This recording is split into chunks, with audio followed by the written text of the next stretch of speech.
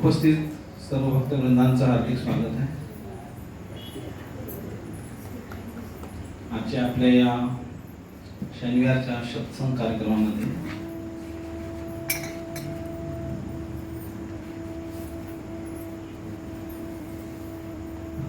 तर जसं आजचा विषय आपण घेतलेला आहे प्रल्हाद केशव प्रिय. परवाच भगवान नरसिंहदेव यांचा आविर्भाव होता आणि त्या निमित्तानं आज आपण इथे फेस्टिवल नाही पण फेस्टिवल सारखं कथाच्या माध्यमातून आपण इथं नरसिंह चतुर्दशी साजरी करण्याचा प्रयत्न करतो. तर बऱ्याच वेळेला एक प्रश्न विचारला जातो, बरेचसे भक्त विचारतात जेव्हा नवीन असतो आपण तेव्हा त्यांना माहिती होतं की इस्कॉनमध्ये भगवान श्रीकृष्णांची पूजा केली जाते, तेच इष्टदेव आहेत आपल्या सर्वांचे. मग तुम्ही इस्कॉनवाले नरसिंह भगवानांची आराधना का करता किंवा त्यांचे पूजन का करता, असा एक प्रश्न असतो नेहमी की भगवान नरसिंहदेव का. आणि आपण पाहतो की श्री कृपा जे आहेत यांनी सुद्धा भगवान नरसिंहदेवाची जी आराधना आहे, जी पूजा आहे, अर्चना आहे, ती डेली शेड्यूल मध्ये घेतलेली आहे. जी मंगल आरती आहे आपल्या संस्थेमध्ये चालते, त्यामध्ये गुरु आरती आहे आणि त्यानंतर लगेचच काय आहे भगवान नरसिंहदेवाची स्तुती आपण करतो. तुलसी महाराजांची आरती होते, गुरु अष्टक होतं. तर अशा प्रकारे मंगला आपला कार्यक्रम असतो सकाळचा. तर भगवान नरसिंहदेव कशासाठी असा जो प्रश्न आहे तर याचं उत्तर देताना सांगितलं जातं की स्वतः भक्तिविनोद ठाकूर यांनी सुद्धा लक्ष्मी नरसिंह भगवंतांची स्थापना केलेली आहे. कुठं मायापूरमध्ये जेव्हा मंदिर बांधायचं चाललेलं होतं. कारण प्रत्येक अवतारामध्ये भगवंत एका एका मूळमध्ये येतात. एक मूळ असतो त्यांचा, कसा एक वैशिष्ट्यपूर्ण आहे. जसं प्रभू रामचंद्र म्हणजे की काय मर्यादा, मर्यादा पुरुषोत्तम श्री रामचंद्र आहे. भगवान श्रीकृष्ण म्हणजे की कोण येतं लीला, लीला पुरुषोत्तम आहे. तर तो त्यांचे विशिष्ट भाग आहे. तसं भगवान नरसिंह म्हणलं की काय येतं रक्षक, प्रोटेक्टर, आपलं रक्षण करणारे. म्हणून भक्त त्यांच्याकडं हिरण्यकशिपूला मारलं ह्या दृष्टिकोनातून नाही बघत, तर नरसिंह भगवंत हे आमचे रक्षण करत आहेत म्हणून पाहतो. म्हणून पहा, कुठलीही यात्रा आरंभ करायची असू दे, कोणतंही कार्य करायचं असू दे, कोणतंही विघ्न असेल तर आपण कोणाची आठवण काढतो नरसिंह भगवंतांची.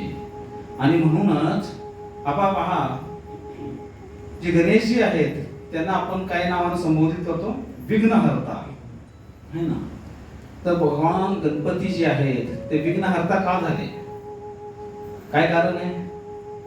शास्त्रामध्ये सांगतात की भगवान श्री गणेशाने नरसिंह भगवंतांचे जे चरण कमल आहे ते आपल्या शिरावर धारण केलेली आहेत आणि म्हणून त्यांना ती शक्ती मिळते कोणती विघ्नहर्ताची.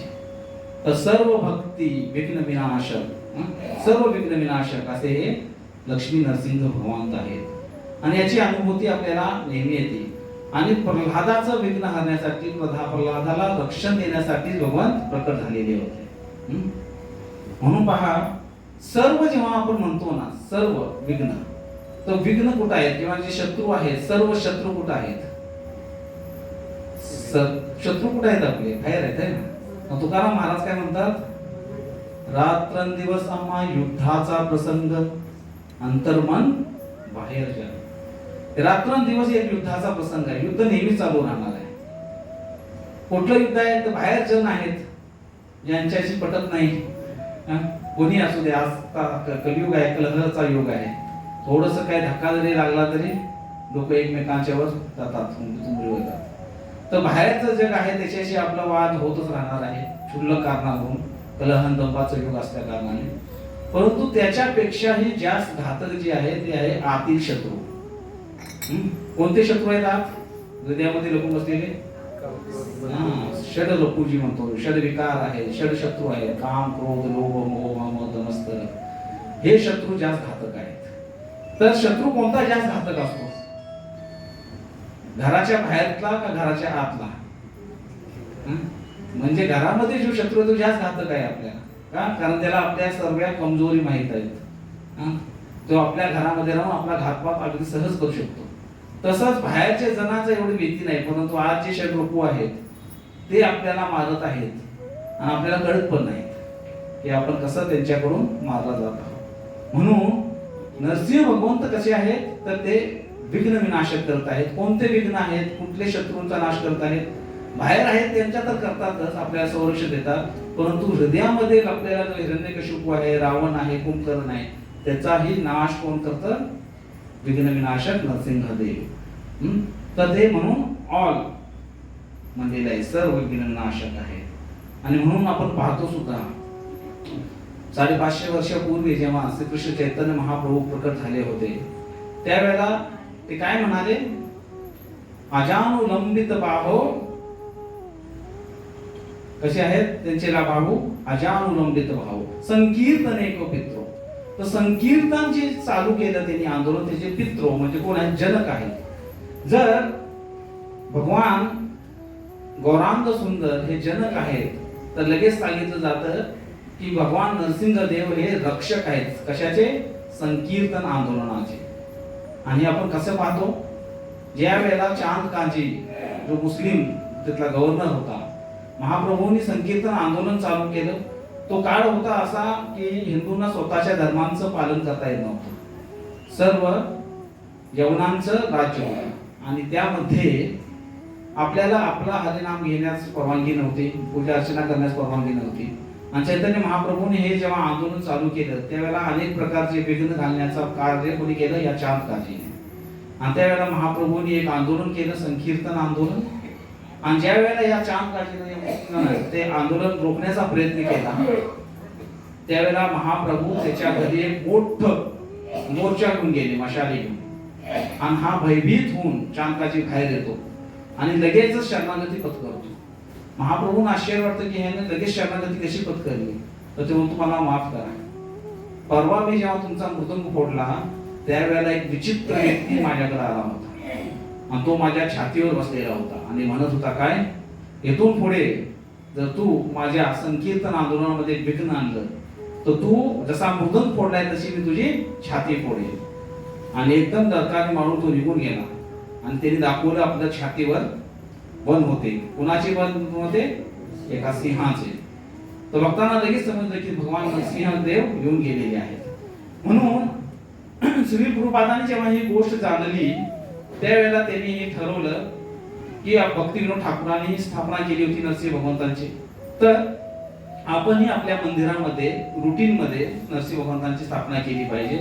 कारण जे मायापूरचं आपलं मंदिर आहे, जगातील सर्वात मोठं मंदिर, ते जेव्हा स्थापन करण्यात आलं होतं त्यावेळेला काही डकेतांनी त्याच्यावर आक्रमण केलं होतं. त्यानंतर सर्व जीबीसी कमिटी बसून त्यांनी ठरवलं की आपण नरसिंह भगवंतांची स्थापना केली पाहिजे, जे सर्व विघ्न विनाशक आहेत. तर हे नरसिंह भगवंत नेहमीच आपल्या भक्तांना प्रोटेक्शन देत असतात. मग ते फक्त सतयुग मध्येच आले का भक्तांचं रक्षण करण्यासाठी? तर फक्त सतयुग नरसिंह भगवंत एवढे कृपाळू आहेत की ते आजही प्रकट होत आहेत. एक सुंदर घटना आहे. साऊथ आफ्रिकामध्ये एक 5 वर्षाची मुलगी, एक भक्त कुटुंब होतं आणि त्यांना एक 5 वर्षाची मुलगी होती आणि सर्व भक्तीमध्ये लीन होते. आणि त्या मुलीला नरसिंह भगवंत फार आवडायचे. सदैव नरसिंह भगवंतांचं स्मरण करत राहायचे. त्यांचं रूप फार आवडायचं तिला. आणि एक दिवशी बाहेर खेळत होती ती आणि गावामध्ये त्यांचं घर होतं. खेळत असताना बॉल रस्त्याच्या पलीकडे गेला, बॉल खेळत होती. तर ती मुलगी धावत धावत ती बॉल आणायला गेली आणि दूरून एक ट्रक येत होता भर धाव. आणि तिचे वडील घरातूनच पाहत होते. त्यांनी पाहिलं की आपली मुलगी जाते, तिचं लक्ष नाही, ट्रक येत आहे. ती जोरात ओरडली तिला थांबवण्यासाठी, पण तिचं लक्ष नव्हतं. ट्रक जवळ येत होता आणि तिच्या वडिलांनी एवढ्या जोरात ओरडले जेव्हा मुलगी थांबत नाही तर पहिल्या मजल्यावर होती तिथून त्यांनी उडी मारली खाली तिला वाचवण्यासाठी धावण्यात. परंतु परिणाम काय झाला? त्यांचे दोन्ही पाय फ्रॅक्चर झाले. ते तिथंच ओरडत होते. आता त्यांना काय पाहायचं होतं की माझी मुलगी माझ्या डोळ्यासमोर कशी आता संपत आहे. ते जोर जोरात ओरडत होते. आणि तेवढ्यात काय झालं, त्या ट्रकानं त्या मुलीला उडवलं आणि 15 ते 20 फूट ती मुलगी उडून बाहेर लांब जाऊन पडली. त्याच वेळेला पोलीस गाडी पण समोरून आली आणि त्यांनी तो ट्रक थांबवण्याचा प्रयत्न केला, पण तो ट्रकवाला ड्रायव्हर एवढा पिलेला होता तर तो तसाच निघून गेला. पोलीस पण थांबला आणि सगळ्यांना काळजी वाटली की त्या मुलीचं काय झालं असेल, कारण की 15-20 फूट उडून पडलेली मुलगी होती. कुणी तिला परत ॲम्ब्युलन्सला बोलवण्यात आलं. ॲम्ब्युलन्स आल्यानंतर मग त्या मुलीला कसं तरी हॉस्पिटलमध्ये आणण्यात आलं. ते त्या परत अनकॉन्शियस म्हणजे बेशुद्ध अवस्थेत होते. सर्वजण एकत्र आले, डॉक्टरांनी एक्सरे काढले. एक्सरे काढल्यानंतर फार एकदम सिरियस पेशंट आहे, नक्कीच भरपूर काही तिला इजा झाली असणार आहे. एक्सरे काढले आणि नर्सना सांगितलं की पटकन एक्सरे घेऊन या. जसंच ती नर्स एक्सरे घेऊन आली, डॉक्टर म्हणला की मूर्ख आहेस काही, कोणाचे एक्सरे घेऊन आले, या मुलीचे एक्सरे घेऊन ये. त्या नर्सला माहित नव्हतं नक्की काय घडलेलं आहे. ह्या मुलीचेच एक्सरे आहेत, शक्यच नाही. बघितलं तर एकही फ्रॅक्चर नाही त्या मुलीला, काय झालेलं नाही. तेवढ्यात त्या मुलीला शुद्ध येते, ते उठून बसते तर एकदम ओके. मग ते म्हणते काय झालं, म्हणते की मग ती सर्व वृत्तांत सांगते की ज्या वेळेला तो ट्रक माझ्याजवळ आला मी खूप घाबरले होते आणि मी कुणाचं स्मरण केलं, नरसिंह भगवंतांचं. आणि मी पाहिलं की स्वतः नरसिंह भगवंत आलेले आहेत. त्यांनी मला असं हवेत उचललं, मला जवळ घेऊन म्हणाले की तू घाबरू नकोस, तुला काय होणार नाही. आणि अलगद मला उचलून या गवतामध्ये ठेवलं त्यांनी. आणि त्या मुलींना फार सुंदररित्या नरसिंह भगवंतांचं वर्णन करून सांगितलं की त्यांचे नेत्र कसे होते, त्यांचे केश कसे होते, त्यांचा मुकुट कसा होता.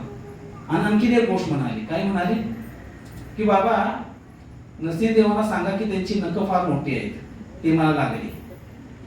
आणि तिनं दाखवलं तर खरोखरच वाघ नख्याचे असतात ना, ते तिच्या पाठीवर होत्या.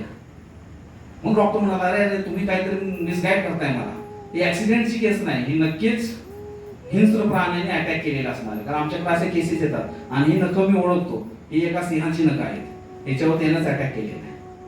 आणि मग नंतर असं सांगितलं जातं, ज्या वेळेला या डॉक्टरला या नर्सला हा सर्व वृत्तांत समजला, त्यांना समजलं की नरसिंह भगवंत कोण आहेत, तर दोघंही भक्त झाले.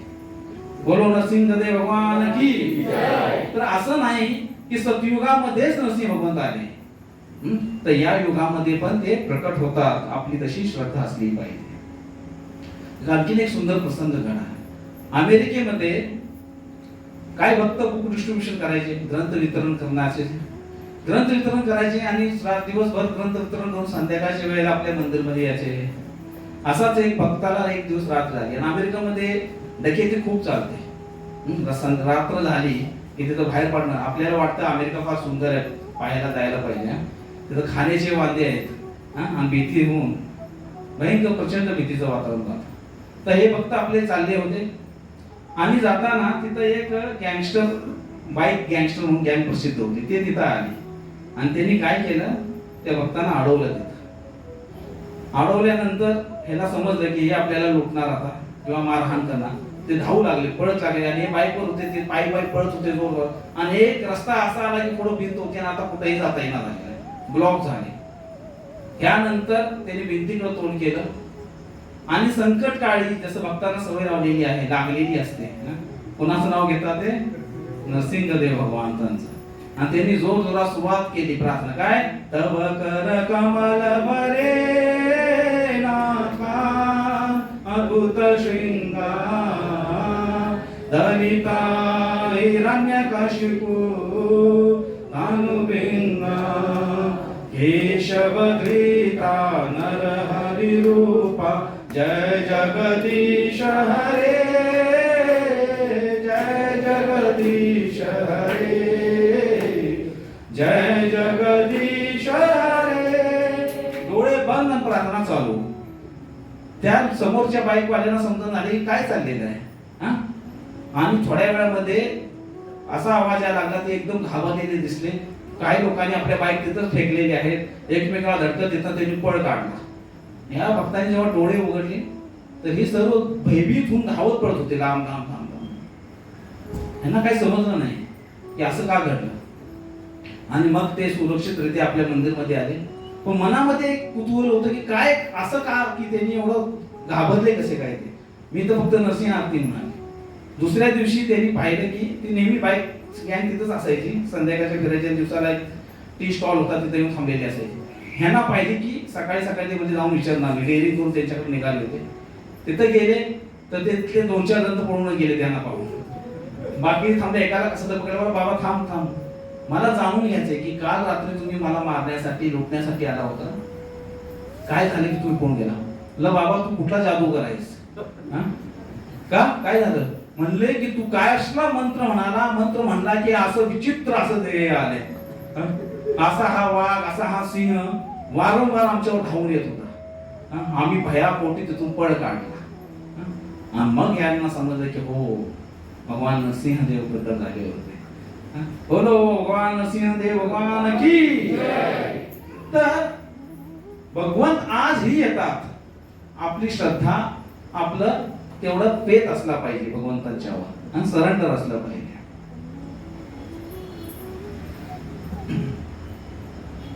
तर पुन्हासाठी भगवंत येतात ज्या वेळेला आपलं हृदय प्रल्हादाप्रमाणे होईल. निर्मळ भक्ती असली पाहिजे, निस्वार्थ भक्ती असली पाहिजे. अशी जर भक्ती असेल तर नरसिंहदेव भगवान आपल्यासाठी नेहमी येत राहतील. तर भगवान नरसिंहदेव कुणासाठी प्रकट झालेले आहेत? प्रल्हाद महाराजांसाठी. मग प्रल्हाद महाराजांसाठी भगवंतांनी एवढा विशेष अवतार घेतला, मग प्रल्हाद महाराजांमध्ये सुद्धा काहीतरी वैशिष्ट्य असलं पाहिजे, नाही का? तर आपण पाहिलं तर श्री कृपा जे आहेत यांचे जर तुम्ही ग्रंथ वाचले किंवा यांची प्रवचनं ऐकली तर त्यामध्ये त्यांनी वारंवार प्रल्हाद महाराजांच्या प्रार्थनांचा उल्लेख केलेला आहे. प्रल्हाद महाराज जे आहेत त्यांची शिकवणी जी आहेत 6व्या स्कंदामध्ये जी येतात, 7वा स्कंद जो आहे त्यामध्ये 6वा चॅप्टर आहे, त्यामध्ये स्तुती आहेत, 9व्यामध्ये प्रेयर्स आहेत प्रल्हाद महाराजांचे. तर आवर्जून वाचा, एवढे सुंदर ते प्रार्थना आहेत. तर प्रभुपादांनी नेहमी त्यांचे कोट्स तिथं देण्याचा प्रयत्न केलेला आहे.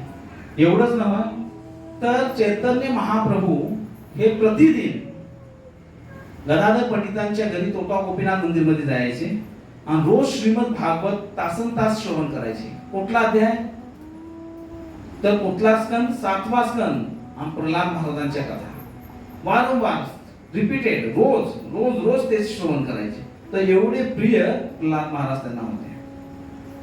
आणि ज्या वेळेला राजसूय यज्ञ झाला, जेव्हा शिशुपालाचा वध झालेला आहे आणि जेव्हा नारद मुनी आहे स्वतः जे प्रल्हाद महाराजांचे गुरु आहेत, त्यांनी सुद्धा युधिष्ठिर महाराजांना सांगण्यासाठी प्रल्हाद महाराजांचाच प्रसंग घेतलेला आहे. आणि प्रल्हादांच्या कथा स्वतः सांगत आहेत. कोण? त्यांचे गुरु. म्हणजे किती प्रिय शिष्य असतील प्रल्हाद. नारद मुनी सांगत आहेत. त्या सभेमध्ये कोण आहेत? धर्मराज युधिष्ठिर जे आहेत, जे स्वतः धर्मराज आहेत, त्यांना ते प्रल्हादांची कथा सांगतात. समोर कोण बसलेले आहेत? भगवान श्री कृष्ण बसलेले आहेत. आणि या सर्व महाजनांच्या सभामध्ये कुणाची चर्चा चाललेली आहे? प्रल्हाद महाराजांची.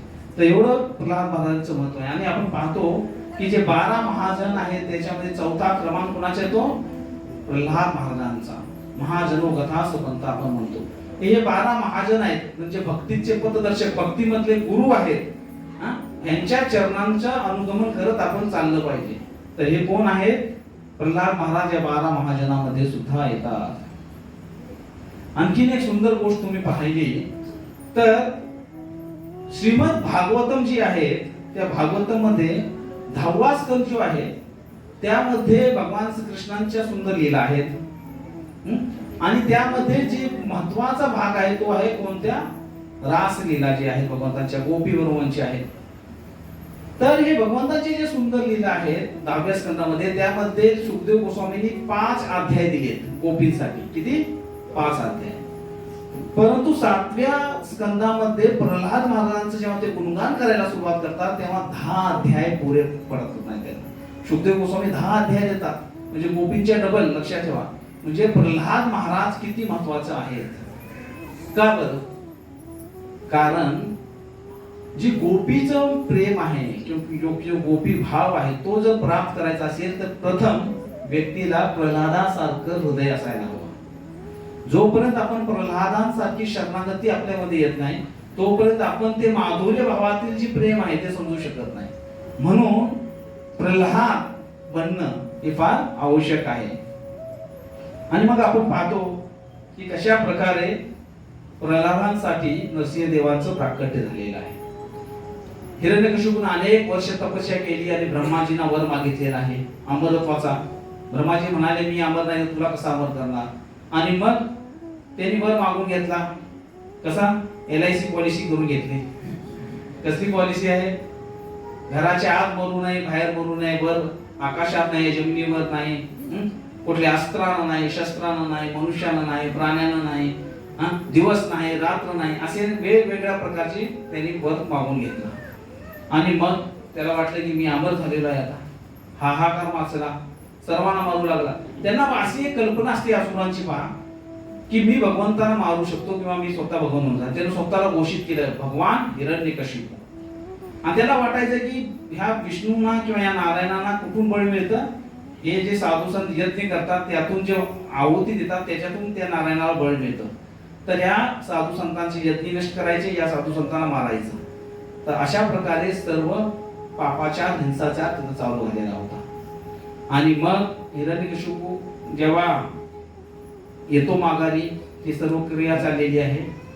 आणि आल्यानंतर त्याला आता म्हणतो की त्याला आपली पत्नीची आठवण येते, जी कुठं असते? नारद मुनीच्या आश्रमामध्ये असते.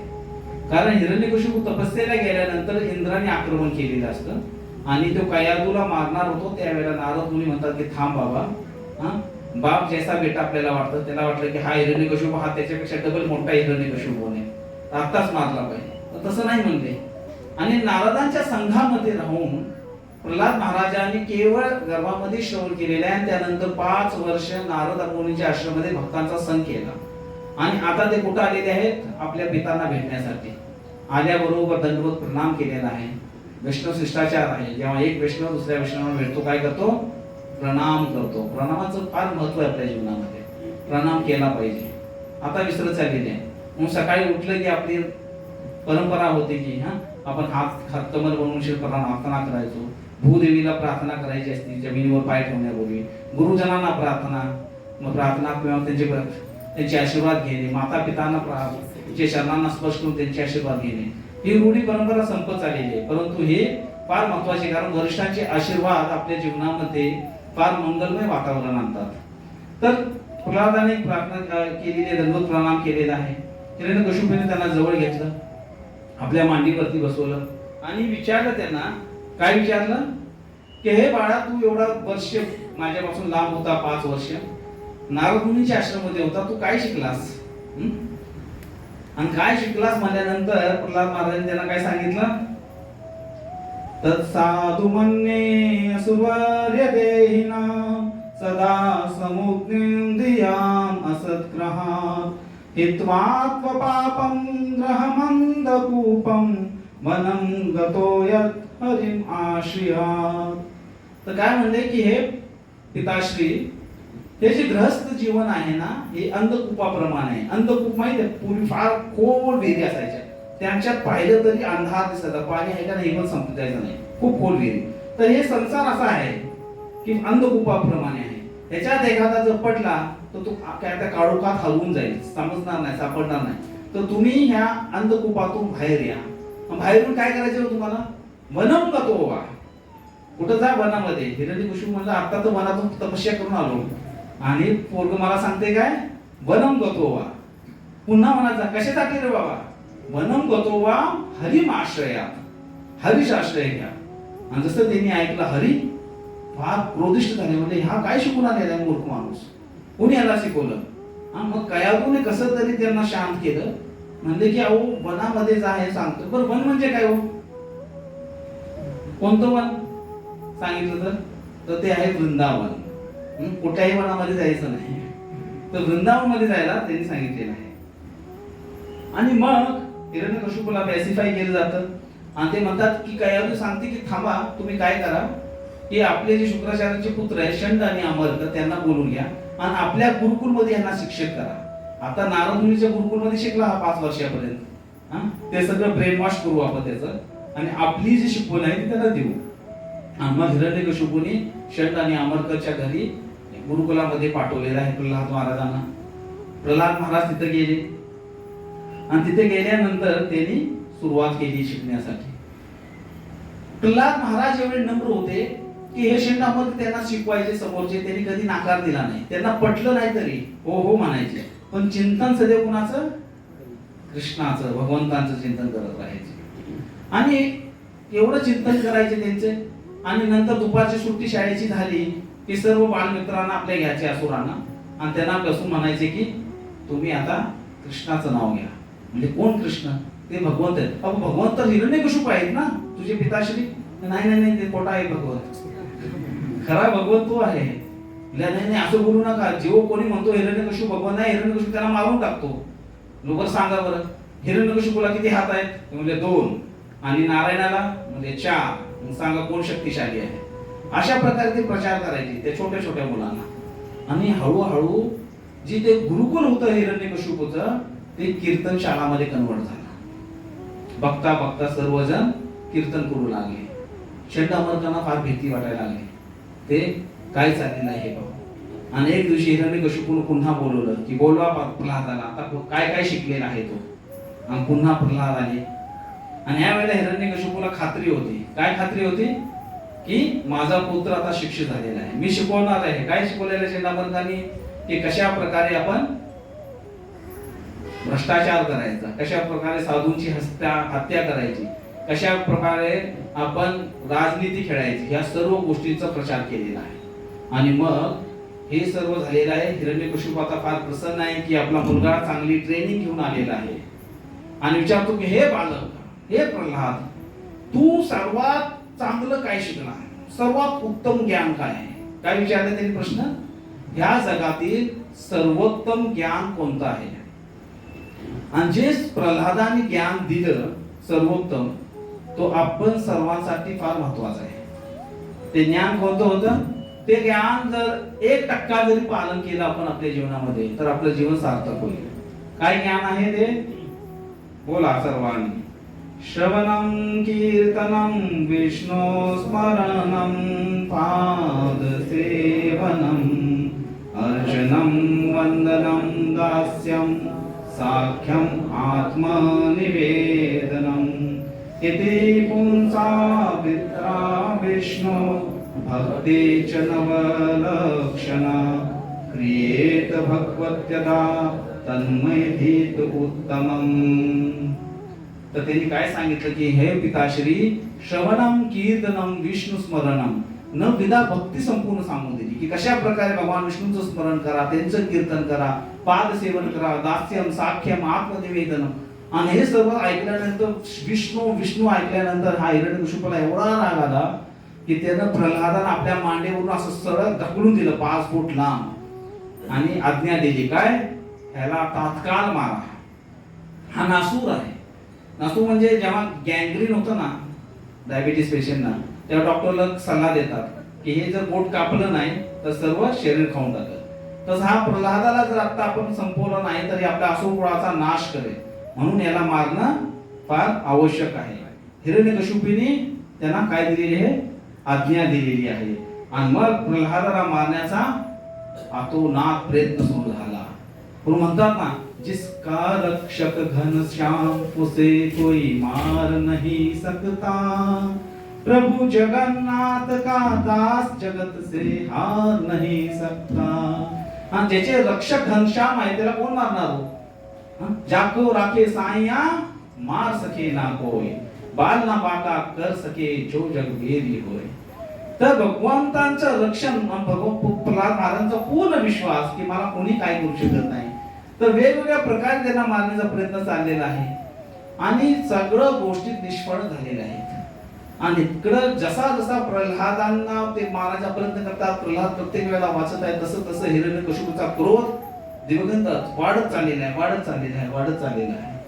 आणि मग ते विचारतो एक दिवशी हिरण्यकशिपू, काय विचारतो की हे प्रल्हाद, हे एक मला सांग की तुझ्याकडे ही शक्ती येतून कुठून येते ही सर्व शक्ती? तो ते म्हणतो पिताश्री आनंद आ गया. आनंद आ गया? मी विचारतोय मूर्खा तुला की तुला शक्ती कुठून येते? तू म्हणतो की आनंद आ गया. तो हो, मला आज आनंद झाला का आज प्रथम तुम्ही ब्रह्मजिज्ञासा केली. कसली ब्रह्मजिज्ञासा? अथा तो ब्रह्मजिज्ञासा. तुम्ही विचार करताय की कुठून शक्ती येते, म्हणजे तुम्ही मान्य करता की माझ्याशिवाय किंवा तुमच्याशिवाय कोणीतरी शक्तिशाली आहे. आतापर्यंत तुम्ही भगवान हिरण्यकशिपू म्हणत होता आणि आज तुम्ही म्हणता की शक्ती कुठून येते, म्हणजे तुमच्यावर जर कोणीतरी आहे. तर ह्यालाच म्हणतात अथा तो ब्रह्मजिज्ञासा. कोण आहे ती परम शक्ती हे जाणण्याचा प्रयत्न तुम्ही केलेला आहे.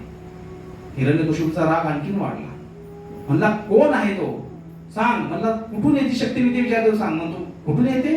जिथून ब्रह्माजींना शक्ती मिळाली, जिथून तुम्हाला शक्ती मिळाली, जिथून सर्व चराचरला शक्ती मिळते, तिथूनच शक्ती मला मिळते, त्या भगवान विष्णूंपासून. हिरण्यकशिपूचा राग आणखीन वाढला. काय भगवान विष्णू पासून म्हणतो कुठं आहे तुझा देव, वाचवणार आहे तुला, दाखव मला. कुठं आहे? प्रश्न चुकीचा आहे म्हणतो. प्रश्न कसा काय चुकीचा आहे? म्हणलं हो प्रश्न चुकीचा आहे. तुम्ही म्हणताय कुठं आहे भगवान, मी म्हणतो कुठं नाही भगवंत. कुठं नाही भगवान, सर्वत्र आहेत ते. तुझ में, मुझ में, खडक में, स्तंभ में, सब जगह है वो. स्तंभ मध्ये सर्वत्र आहेत म्हणले हो. आणि हिरण्यकशिपू म्हणतात का या स्तंभामध्ये पण आहे का? तर ते म्हणतात हो या स्तंभामध्ये सुद्धा आहे. आणि मग असं म्हणतात हिरण्यकशिपूने काय केलेलं आहे, गदा आपली घेतलेली आहे. आणि हिरण्यकशिपूला पूर्ण विश्वास होता बरं का की या स्तंभामध्ये भगवान नसणार आहे. का? कारण तो स्तंभ त्यानं बांधला होता. तो अहंकार त्याच्यामध्ये होता की हा स्तंभ कोणी बांधलाय, मी बांधलाय, मला माहिती आहे मी कसा बांधलेला आहे, तर मी भगवंताला ठेवलंच नाही.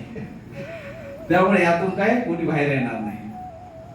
आणि मग त्यांनी मारणार त्यावेळेला प्रल्हादांच्या मनामध्ये एका सेकंदासाठी एक प्रश्न, एक शंका आली.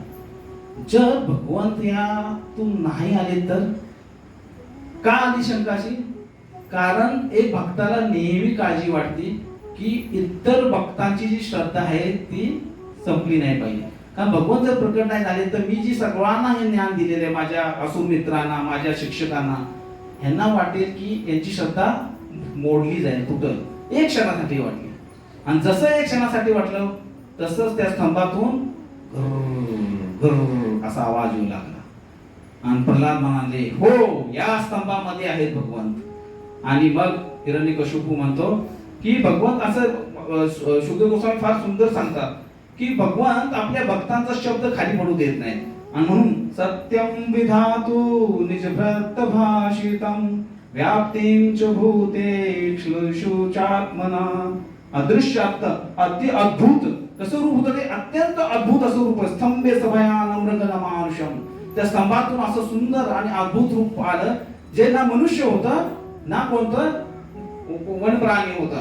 असं हे सुंदर रूप होतं. आणि हिरण्यकशिपूने जसा प्रहार केला आहे त्या स्तंभावरती, या स्तंभामध्ये आहेत विष्णू तुझे भगवान, येणार तुझं रक्षण करायला. ते म्हणतात हो येणार. येणार का? नक्की हो येणार. आणि जसं सोडला तिथून कोण आले बाहेर? भगवान नरसिंहदेव भगवान की. खडक तोडून डायरेक्ट आलेले आहेत. प्रल्हादांनी दर्शन घेतलेलं आहे. सर्व चराचरांना दर्शन घेतलं, फक्त हिरण्यकशिपूला दर्शन झालं नाही. का? हिरण्यकशिपू पाहत होता की हे काय विचित्र व्यक्ती आहे.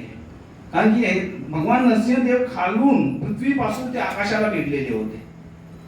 आणि तो पाहतोय तर त्यांना दर्शन होत नाहीये. का दर्शन होत नाही? जसं आपल्याला होत नाही. आपण मंदिरमध्ये गेल्यानंतर पाहतो भगवंत आहेत का? कृष्ण बलराम प्रश्न तो अरे कशापासून बनले तो विग्रह? मार्बलचे आहेत बहुतेक. पंचधातू का अष्टधातू पासून बनलेत? कसं आहे? ती जरा वंशी अशी आहे. म्हणजे भगवंतांना पाहतो का कारिगिरीला पाहत असतो आपण? हे समजत नाही. पण प्रल्हाद भगवंतांचं दर्शन करणे म्हणजे भगवान साक्षात तिथं आहे याची अनुभूती करणे की हो आहेत. तर हिरण्यकशिपूने पाहिलं की हे स्तंभ तोडून हे भगवान नरसिंहदेव प्रकट झालेले आहेत. आपले आचार्य एक फार सुंदर गोष्ट सांगतात की भगवंताने इतर वस्तू पण प्रकट झाले असते. प्रल्हादाने ते दाखवलं, ते स्तंभातून प्रकट झाले. तर हे स्तंभ कशाचं प्रतीक आहे? हा जो स्तंभ आहे हा प्रतीक आहे आपल्या अहंकाराचा. म्हणून म्हणतात की खंबा जो असतो ना कधी वाकत नाही बघा, मोडतो. तसाच अहंकार असतो ना, तुटेल पण वाकणार नाही. हा अहंकाराची परिभाषा आहे. तर हा स्तंभ असा उभा होता, वाकणार नाही. तर ज्या वेळेला व्यक्तीचा अहंकार संपतो, अत्यंत नम्र होतो, त्यावेळेला भगवान त्याच्या हृदयामध्ये प्रकट होतात. तर ही जी गोष्ट आहे ही या स्तंभातून आपल्याला शिकायला मिळते. आणि नंतर आपण पाहतो की भगवंतांनी अत्यंत सुंदररित्या कोणाला मारलेला आहे? या हिरण्यकशिपूचा वध केलेला आहे. आणि नंतर ते जाऊन वर बसलेले आहेत सिंहासनावरती.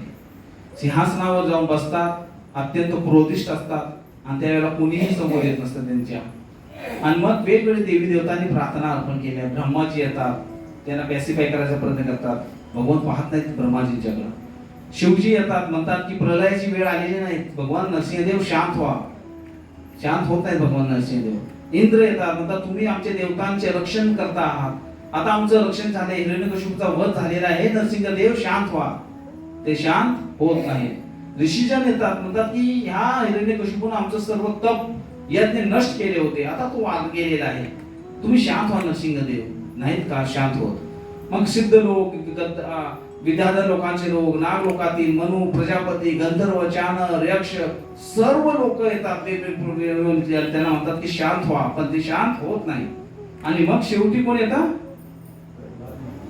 प्रल्हाद महाराज येतात आणि ते म्हणतात की हे नरसिंहदेव कृपया करून ते शांत व्हा, त्यांच्या चरणावर पडलेले आहे. तर का बरं प्रल्हादांच्या प्रार्थनाला त्यांनी मान दिली आणि त्यावेळेला नरसिंहदेव भगवंत एकदम शांत झाले? कारण प्रल्हादामध्ये आहे ना कोणत्याही प्रकार का अहंकार नव्हता. तो अहंकार जो आहे ना माणसाला नष्ट करणार आहे. म्हणून म्हणतात ना की एक भजन मध्ये आहे बघ, फार सुंदर. तेरे जैसे लाखों आए, लाखों इस माटी ने खाए, की तुझ्यासारखे लाखो आले आजपर्यंत, लाखो या मातीने खाऊन टाकले.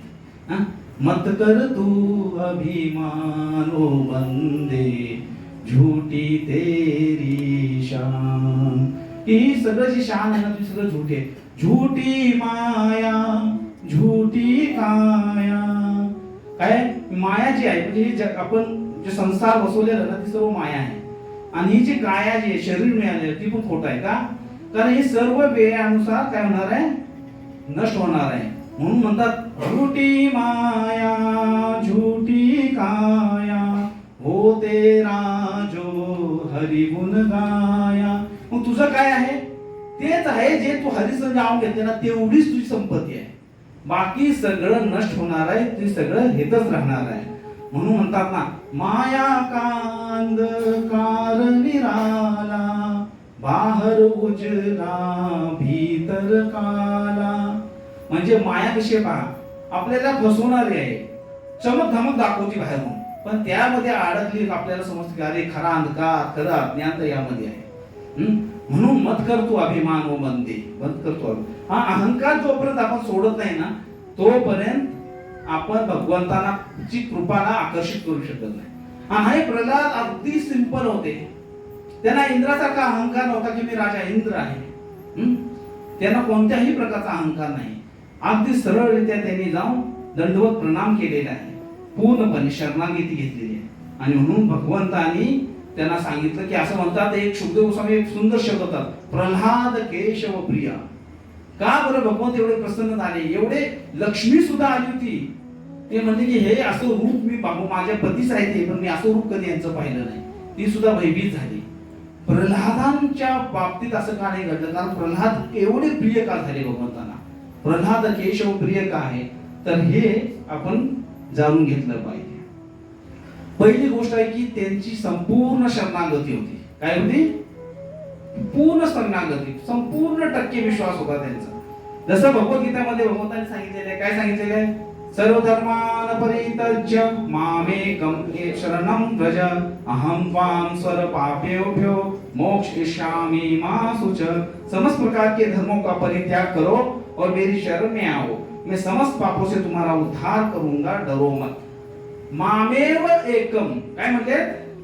मामेव एकम, केवळ मला. काय म्हणते ते? केवळ मला शरण या. सुंदर गोष्ट सांगितली आहे ना. ती झाली तर भगवंताचं मिळणार. आणि आपण पण एक प्रार्थना करतो. काय म्हणतो?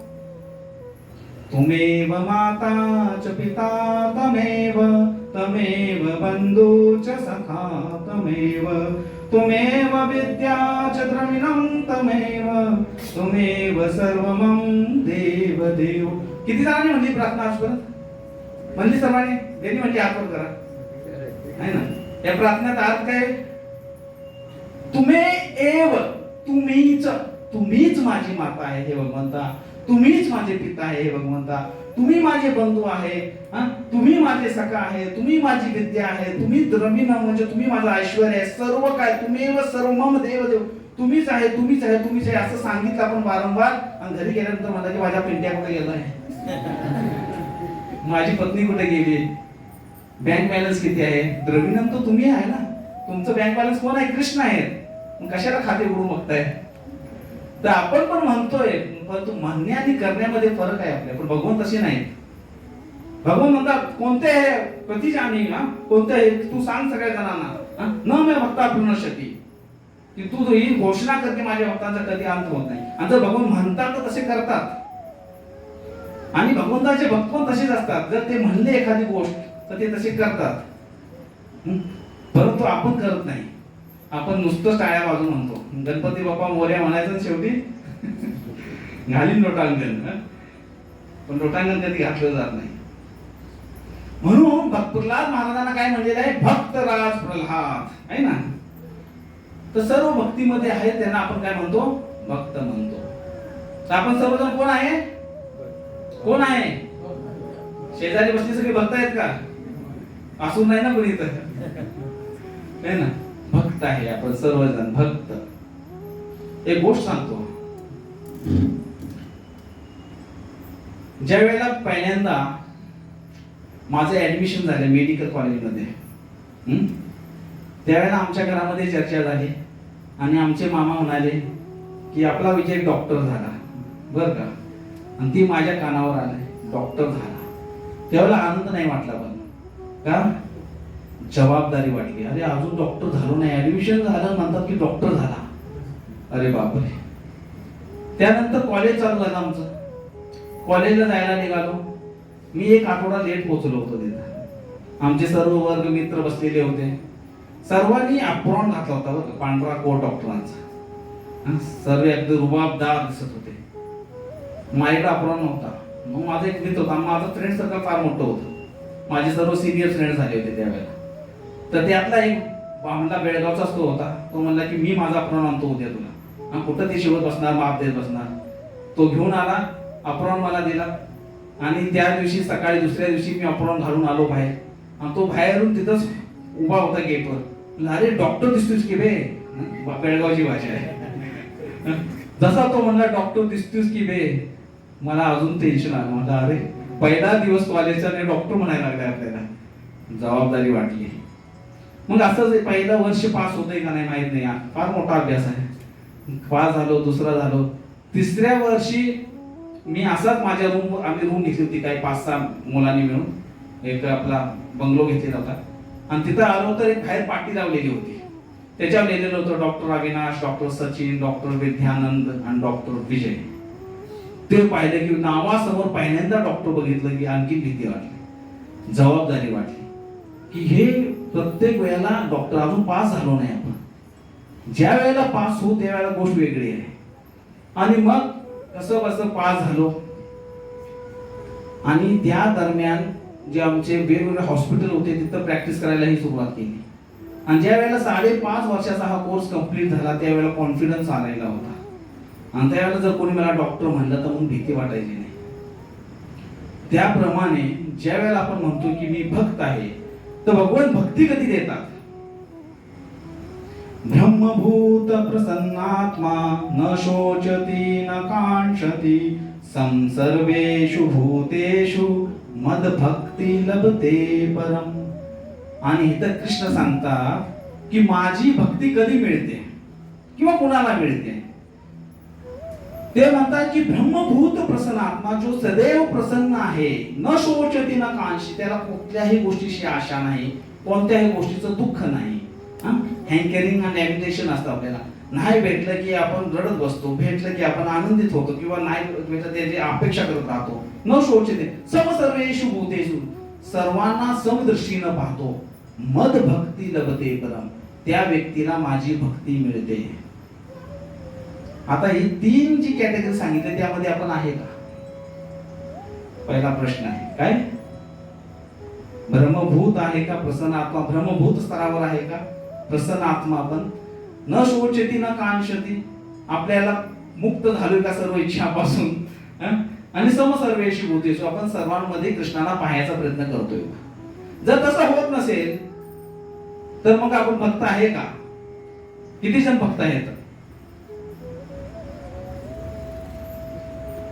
आता हात सगळ्यांनी वर केले होते. आता प्रश्न आहे की किती जण भक्त आहेत. मग काय समजायचं आपल्याला? आपण कोण आहात म्हणून? आपण सर्व भक्तीच्या प्रोसेस मध्ये आहे, प्रक्रियेमध्ये आहे. जसं मेडिकल मध्ये ऍडमिशन घेतल्यानंतर पहिलं वर्ष, दुसरं वर्ष, टप्प्याटप्प्याने जशी जसा अभ्यासक्रम, जशी जशी परीक्षा पास होत जातो एखादा व्यक्ती आणि शेवटी मग त्याला डिग्री मिळते आणि तो डॉक्टर बनतो. तसंच भक्तीमध्ये पण प्रत्येक वर्षी, प्रत्येक दिवशी, प्रत्येक क्षणाला सुद्धा प्रगती होऊ शकते. तर प्रत्येक वेळेला टप्प्याटप्प्यानं आपण ह्या प्रोसेस मध्ये जाणार आहे आणि हळूहळू हळूहळू आपण त्या भक्ताला प्राप्त करणार आहे. आणि ही भक्ती प्राप्त आहे म्हणून पहा, हे फार महत्वाचं आहे की आपण भक्त कसं बनणार आहोत. दया. मग सांगितलं की भगवंतांना अजून एक क्वालिफिकेशन येते भागवतम मध्ये, की विचारतात की भगवंतांना प्रसन्न कसं करणार आपण. लगेच म्हणतात, दयाय सर्व भूतेषु संतुष्ट्या येन केन वा सर्व इंद्रियो प्रशांता चतुष्यत जनार्दना. भगवान जनार्दना जर लगेच संतुष्ट करायचं असेल तर काय केलं पाहिजे आपण दयाय सर्व भूतेषु, सर्व जीवावर दया दाखवली पाहिजे. संतुष्ट्या येन केन वा, सर्व परिस्थितीमध्ये एखाद्याने संतुष्ट असलं पाहिजे, समाधान. सर्व इंद्रियानु प्रशांता, सर्व इंद्रियांवर संयम असला पाहिजे. म्हणजे परत ते आलं का नाही? जे भगवद्गीतेवर सांगितले, भागवत सांगतंय की भगवान जनार्दना आपण प्रिय कसं होणार. आणि हे गुण आपण पाहतो कुणामध्ये? हो, प्रल्हादामध्ये. म्हणून प्रल्हाद कसे आहेत? प्रल्हाद केशव प्रिया. दयाय सर्व भूतेषु, सर्व जीवांवर दया दाखवत होते. विचार करा, एका तुम्ही घरामध्ये राहताय आणि त्या घरामध्ये तुमच्यावर 24 तास तुम्हाला मारण्याचा कट होत आहे. कसला कट होतोय? मारणार आहे. प्रल्हाद अशा घरामध्ये होते जिथं त्यांचा पिताच त्याला मारायचा प्रयत्न करत होता वेगवेगळ्या प्रकारे. झोप लागेल का आपली? रात्रंदिवस दचकून उभं राहणार असतात. अरे इकडून आला का, तिकडून आलं का कोणी? प्रल्हाद अशा घरामध्ये राहत होते, तरी सुद्धा शांत होते. त्यांना मारण्याचा प्रयत्न करत होते. परंतु ज्या वेळेला हिरण्यकशिपूंनी वध केलेला आहे, भगवान नरसिंहाने हिरण्यकशिपूचा वध केलेला आहे आणि प्रल्हाद म्हणतात, बाळा तुला काय पाहिजे? त्यावेळेला पहिलं वर ते मागतात की माझे जे पिता आहेत, मला माहित आहे की ते दुष्ट होते, मला माहित आहे की ते तुमचे वेश करायचे, परंतु माझी एक प्रार्थना आहे की तुम्ही त्यांचा उद्धार करा. ही सर्वात मोठी दया आहे. ज्या व्यक्तीनं आपल्याला एवढं रात्रंदिवस छळलं, वेगवेगळ्या प्रकारे मारण्याचा प्रयत्न केला, त्या व्यक्तीच्या उद्धाराचा विचार करणारी व्यक्ती ही प्रल्हाद आहे. तर प्रल्हादांची ही दया भावना होती. त्यांचे जे गुरु होते षंड अमर्त, हे त्याला टॉर्चर करायचे. प्रल्हाद तू जर शिकला नाहीस ना तर बघ. कारण त्यांना भीती वाटायची, हिरण्यकशिपू आम्हाला मारल, म्हणून ते त्याला सांगायचे की तू असं कर. पण प्रल्हादाने कधी त्यांचा विरोध केला नाही. त्यांच्यावर सदैव दया दाखवली आणि त्यांना सुद्धा कृष्ण भावना व्हावी. त्यांच्या बरोबर जे संगमी होते त्यांचे गुरुकुलमध्ये, त्या सर्वांना सुद्धा त्यांनी शिक्षित केलेले आहे. म्हणून सर्वांच्यावर दया दाखवली. कोणी? मान आपण सर्व काय सहन करत प्रल्हादाने. म्हणून म्हणतात की प्रल्हाद महाराज एवढे कृपाळू आणि एवढे दयाळू होते की ज्या वेळेला त्यांचा राज्याभिषेक झाला, एक सुंदर अजून एक सुंदर गोष्ट सांगतो. तर प्रल्हाद महाराजा काय एवढे भगवंतांना प्रिय आहे, तर ते बसून त्यांनी एक क्षण वाया घालवणार नाही. सदैव प्रचार करत राहिले कृष्ण भावनेचा, की तुम्ही भारीचं नाव घ्या, भगवान विष्णूचं नाव घ्या. एवढ्या विपरीत परिस्थितीमध्ये, एवढ्या अपोजिशन मध्ये सुद्धा ते कृष्णाचं नाव घेत होते आणि इतरांना कृष्ण म्हणण्यासाठी प्रेरित करत होते. आणि भगवद्गीतेमध्ये म्हणून भगवंत म्हणतात, काय म्हणतात बघा, न च तस्मान मनुष्येषु कश्चित मे प्रिय कृतम भविता न च मे तस्मादन्य प्रियोतरे भुवी. कि ह्या जगामध्ये, इस संसार में उसकी अपेक्षा कोई अन्य सेवक न तो मुझे अधिक प्रिय है और न कभी होगा.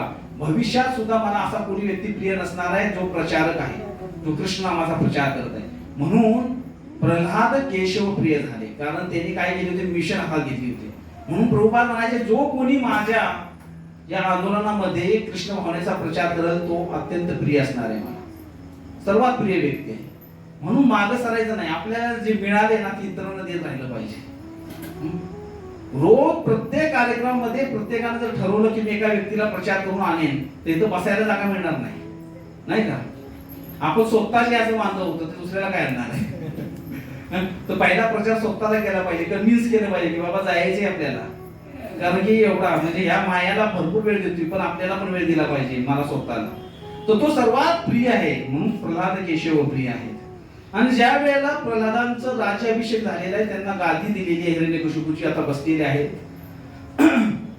अनेक वर्ष त्यांनी राज्य केलं आणि भगवान म्हणाले आता वैकुंठला जायचे, चल प्रल्हाद. म्हणजे नाही, मी नाही येणार. म्हणजे का? म्हणजे हे लोक आहे ना फार दुःखी आहेत, कष्टी आहेत. मग या सर्वांना तुम्ही पहिलं पाठवा. वाटलं तर या सर्वांचं पाप माझ्या डोक्यावर नाही, मी थांबतोय. हे प्रल्हादांचं हृदय होतं. आणि असं म्हणतात भगवंतांनी चुटकीनिशी सर्व ब्रह्मांड खाली केलं, सर्व जीवांना पाठवून दिलं वैकुंठाला. का? माझ्या भक्तांना सांगितलंय म्हणून. त्याच भावनेमध्ये प्रल्हाद जेव्हा चैतन्य लीलेमध्ये येतात वासुदेव दत्त म्हणून, त्यावेळेला ते रडत होते. चैतन्य महाप्रभू म्हणतात की वासुदेव का रडतोस तू? म्हणजे भगवंता ह्यांचं दुःख पाहत नाही, यांना समजत नाही की हे दुःखी आहेत. आपली खरी परिस्थिती काय माहिती आहे का? आपल्याला माहितच नाही की आपण दुःखी आहे. किती जणांना वाटतं तुम्ही दुःखी आहे? नाही ना? का वाटतं सगळ्यांना? सुखी आहे ना? सगळं सुखीने चाललंय ना? सगळा संसार सुख समाधानाचा आहे ना? नाही तसं. हाच माया आहे, आवृत करून ठेवते. ज्या वेळेला समजेल ना मी दुःखी आहे, त्यावेळेला तुम्ही म्हणता ना, भगवान प्रभू म्हणतात की आपल्याला समजत नाही. ज्या वेळेला समजेल जीवाला की तो दुःखी आहे ना, त्यावेळेला तो विचार करणार जायचं इथून, दुःखातून मुक्त होण्याचा उपाय शोधणार. पायात काटा लागला की आपण उपाय करतो, पायातनं काटा निघेपर्यंत चैन पडत नाही, कारण ते दुःख आहे. तसंच दुःख जोपर्यंत आपल्याला जाणीव होत नाही ना मी दुःखी आहे, तोपर्यंत आपण इथून बाहेर निघण्याचा प्रयत्न करणार नाही. आपण काय म्हणणार की मला इथंच राहायचे, जन्म जन्मांतर इथंच राहायचे, हीच इच्छा राहणार आहे. तर वासुदेव दत्त म्हणतात हे सर्व केले पाहिजेत, या सगळ्यांचं पाप आहे डोक्यावर द्या. ही आहे दयाय सर्वभूतेषु, एवढी अपार करुणा जी प्रभुपादांनी दाखवली. वयाच्या 70व्या वर्षी गेले निघून अमेरिकेमध्ये प्रचार करण्यासाठी, कृष्ण देण्यासाठी. कुणाला देतात तो कृष्ण? त्या लोकांना ज्यांना माहितच नाही की कृष्ण कोण आहे, अशा लोकांना ते कृष्ण द्यायला गेलेले आहे. तर ही दयाय सर्वभूतेषु होता. आणि सॅटिस्फाईड इन ऑल कंडिशन, संतुष्ट येणे केनवा. प्रल्हाद महाराज एवढे समाधानी होते, त्यांना जंगलाच्या आगी टाका तुम्ही, नाही तर मला ठेवा, कुठेही ठेवा, ग्रह ठाके वने ठाको या ठाके जंजा, मी समाधानी आहे. प्रल्हाद महाराज असे होते, काही फरक पडत होता का? जोपर्यंत आपल्या हृदयामध्ये पात्र मोकळं आहे ना, मोकळं पात्र पण घेऊन गेलं आणि म्हणा भगवंता तुम्ही जी द्यायची ती द्या, तो व्यक्ती संतुष्ट असतो. काय मिळेल ते. परंतु आपण जेव्हा अपेक्षा करतो की माझ्या पात्रामध्ये ही आहे, हे कमी आहे, बरं का, हे पाहिजे मला, ते पाहिजे मला, मग असंतुष्ट येते आणि त्यातून मग दुःख निर्माण होतं. म्हणून टॉलरन्स जी असतो त्यातून येतं. आणि तिसरं कंट्रोलिंग ऑल सेन्सेस. जोपर्यंत आपले इंद्रिय निग्रह होत नाही, आपल्याला अभय मिळत नाही. या जगामध्ये जर अभय पाहिजे असेल तर आपल्या इंद्रियांवर आपलं संयमन असलं पाहिजे. तर आपलं इंद्रिय कशी, आता इंद्रियांना कंट्रोल करणं एवढं सोपं नाही बरं का. जीवाला काहीतरी चविष्ट खायला पाहिजे, कानाला ऐकायला पाहिजे, डोळ्यांना खायला पाहिजे, सर्व इंद्रिय सैर धावत असतात. मग या इंद्रियांनाच कंट्रोल कसं करणार तुम्ही? शक्तीनिशी नाही करू शकत. कारण अर्जुन म्हणतो भगवद्गीतेमध्ये की हे भगवंता, एक वेळ मी माझ्या पानाद्वारे या वायूला थांबवू शकतो, परंतु या मनाला नाही थांबवू शकत. मग कसं करणार? त्याला सोपा उपाय सांगतात बघा. काय? ऋषिकेन ऋषिकेश सेवनम भक्तिर उच्यते, की ह्या इंद्रियांना त्या ऋषिकेशाच्या सेवेमध्ये लावा. काय करायचं नाही? कंट्रोल करायचा प्रयत्नच करायचा नाही. काय करायचे? सेवेत लावायचं. म्हणजे सर्वोत्तम सेवा या कलियुगमध्ये काय आहे? हरे कृष्णा कृष्णा कृष्णा हरे हरे, हरे राम राम राम हरे. तर सर्वोत्तम सेवा आहे हरिनाम सेवा. स्वतः घ्यायचा औषध आणि इतरांना वाटायचं. ह्याच्यामुळे काय होणार? आपले सर्व इंद्रिय लागणार. म्हणून पहा, रूपात म्हणतात इंद्रियोद्वारा ऋषिकेश सेवनम. जब आप ऋषिकेश की सेवा करते हैं, जो वास्तव में इंद्रियों के स्वामी हैं, उसे भक्ति कहते हैं. भक्ति का बहुत ही सरल वर्णन, परिभाषा. ऋषिकेश सेवनम. ऋषिकेश सेवनम, ऋषिक सेवनम नाही बघा, म्हणजे इंद्रियांची सेवा नाही, ऋषिकेश सेवनम आहे. ऋषिक का अर्थ है इंद्रिया, इसलिए जब इंद्रियों का उपयोग इंद्रिय तृप्ति के लिए किया जाता है तो वह माया है. जेव्हा आपण आपली स्वतःच्या इंद्रियांना सेवा करतो ती काय है? माया है. और जब इंद्रियों का उपयोग इंद्रियों के स्वामी की संतुष्टि के लिए किया जाता है तो उसे भक्ति कहते हैं. बहुत सरल परिभाषा है, कोई भी समझ सकता है. प्रभुपाद म्हणतात काय? बहुत सरळ भाषा है. तर ह्या इंद्रियांना जर कंट्रोल मध्ये करायचं तर आपलं मन निर्मल असलं पाहिजे. आणि मनाला निर्मल करायचं काय सांगितलंय फॉर्म्युला? चैतन्य महाप्रभूंनी कोणता ग्रंथ लिहिला नाही, कोणती पुस्तकं लिहिली नाही, फक्त 8 श्लोक दिले. त्यातला पहिला श्लोक आहे चेतो दर्पण मार्जनम भव महादावा अग्नि निर्वापन. तर प्रभुपाद म्हणतात की महाप्रभूंचं स्टेटमेंट आहे, तुम्ही काय करा? हरे कृष्णा कृष्णा कृष्णा हरे हरे, हरे राम राम राम हरे हरे. एवढंच करा आणि तुमचं हृदयाचं काय होईल? मार्जन होईल, हृदय स्वच्छ होईल. आणि हृदय स्वच्छ झालं की त्या हृदयामध्ये भगवान प्रकट होतील. आणि मग काय? तुकाराम महाराज काय म्हणतात? मुखी नाम हाती मोक्ष ऐसी साक्ष बहुतांशी. जर अशा प्रकारे हृदय झालं तर एवढी मोठी ही प्रोसेस आहे. तर भक्ती सोपी आहे का अवघड आहे? हो, सोपी आहे का अवघड आहे? आता सांगा. कन्फ्युजन झाला. भक्ती नाही सोपी 16 वरची गोळी असं म्हणतात है ना. मग कशी आहे भक्ती? मग भक्ती जी आहे जर आपलं फक्त ह्या कलियुगमध्ये फार सोपी आहे बघा. ह्या कलियुगसाठी खास करून, कारण ह्या कलियुगमध्ये काहीच करायचं नाही. केवळ हरीचं चिंतन करायचे. दिवस रात उठता बसता फक्त हरी हरी हरी गोविंद मुरारी यांचं नाव घेत राहायचे. केवळ नाव घेत राहिला तर निश्चितपणे ह्या कलियुगमध्ये असं सांगण्यात आलेलं आहे, याचा युग धर्म आहे. तुम्ही फक्त नाव घेतलं तर निश्चितपणे तुकाराम महाराज जसे गेले ना वैकुंठाला तसं तुम्ही पण आपण सर्व जाऊ शकतो. काय करायचे? केवळ कलियुग केवळ नाम आधारा. तुलसीदास गोस्वामी म्हणतात या कलियुगमध्ये केवळ एकच आधार आहे, काय? हरिनामाचा. जर हरिनामामध्ये मग्न झाला एखादा व्यक्ती, दिवस रात्र चिंतन करत राहिला तो दिवस दूर नाही, ज्या वेळेला भगवान साक्षात त्याच्याकडे येतील आणि त्याला घेऊन जातील. आणि मग आपण पण म्हणू शकतो, काय म्हणू शकतो? आम्ही जातो आमच्या गावा, आमचा राम राम घ्यावा, आमचा राम राम घ्यावा, आमचा राम राम घ्यावा. पुढे किती सुंदर म्हणजे बघा, तुमच्या आमच्या याची भेटी येथून या संसार तुटी. आता ही शेवटची भेट आहे म्हणतात. आणि ही बघा, हे जग असंच आहे बरं का. आपण काही काळासाठी एकत्र येतो. जसे समुद्रामध्ये ओंडके काही एकत्र येतात तर परत वेगळे जातात, कधी ना एकमेकांना भेटण्यासाठी वेगळे जातात. तसे या जगामध्ये आपण एका कुटुंबामध्ये, आपण एका समाजामध्ये, एका देशामध्ये एकत्र येतो काही काळासाठी. म्हणून हेवे देवे ठेवायचे नाही एकमेकांशी, द्वेष भावना ठेवायची नाही. कारण कोण किती काळासाठी एकत्र आहे आपण माहित नाही. तुमच्या आमच्या याची भेटी येथून या संसार तोटी. आता सो द्यावी दया तुमच्या लागत असे पाया. किती मोठं हृदय आहे, वैकुंठाला चाललेलं आहे आणि सगळ्यांच्या चरणी प्रार्थना करतायत. आता असो देवी दया तुमच्या लागत असे पाया.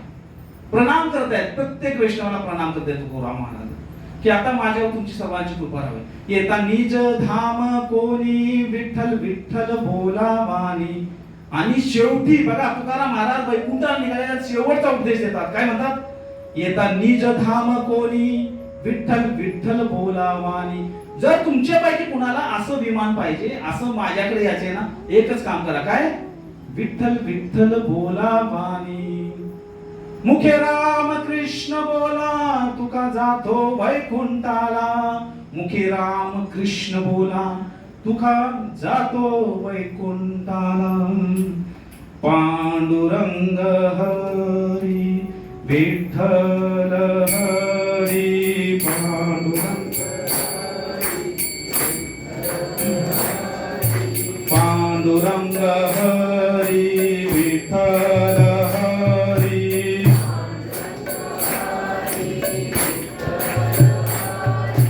पांडुरंग हरी विठ्ठल हरी.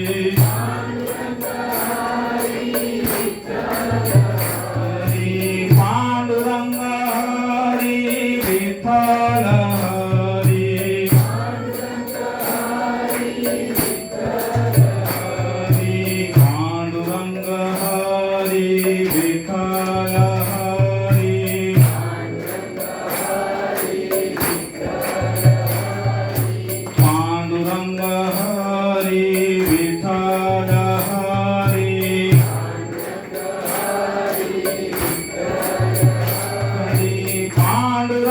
हरी विठ्ठल हरी पांडुरंग हरी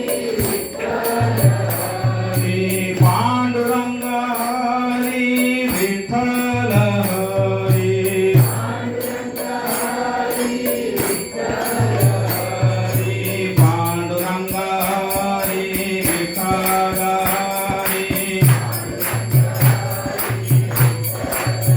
हरी पांडुरंग हरी विठ्ठल हरी पांडुरंग हरी विठ्ठल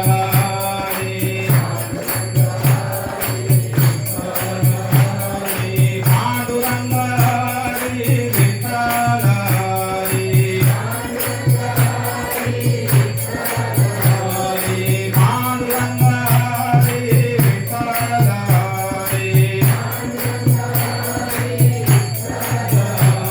हरी पांडुरंग हरी